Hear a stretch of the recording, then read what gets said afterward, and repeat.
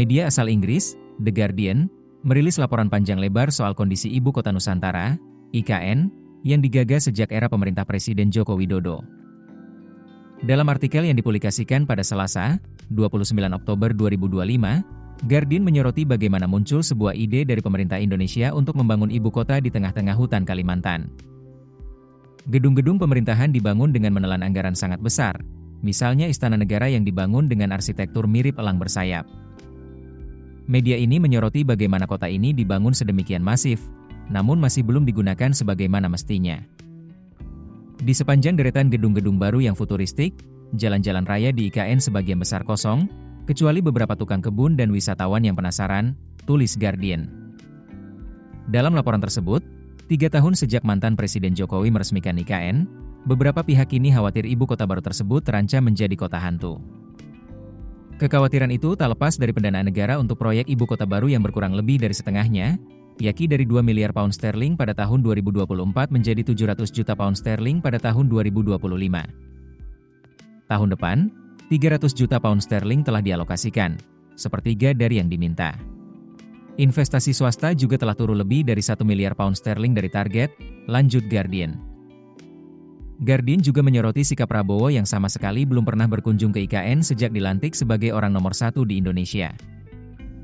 Bahkan, Prabowo dianggap diam-diam menurunkan status IKN dari ibu kota pemerintahan menjadi ibu kota politik pada bulan Mei lalu, meskipun keputusan tersebut baru diumumkan kepada publik pada bulan September. Pada tahun 2024, kepala dan wakil kepala badan yang mengawasi ibu kota mengundurkan diri. Sekitar 2.000 ASN dan 8.000 pekerja konstruksi saat ini tinggal di IKN, jauh dari target 1,2 juta penduduk pada tahun 2030. Masih mengutip Guardian, Herdiansyah Hamzah, pakar hukum dari Universitas Mula Warman di Kalimantan Timur, mengatakan bahwa proyek tersebut sudah menjadi kota hantu dan sebutan ibu kota politik yang baru tidak memiliki makna legal dalam hukum Indonesia. Ibu kota baru bukanlah prioritas bagi Prabowo. Secara politis, IKN ibarat hidup segan, mati pun tak mau, ungkap Hamzah.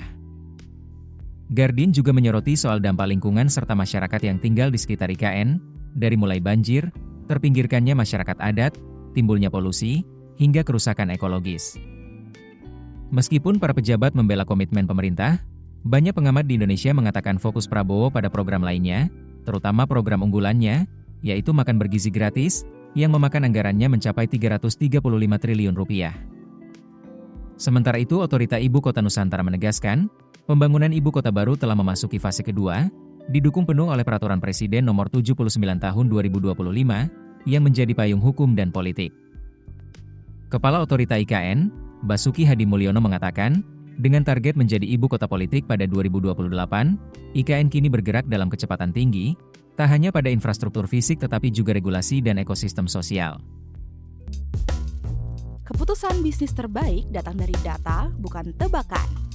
Mudah berlangganan Business Insight dengan subscribe with Google.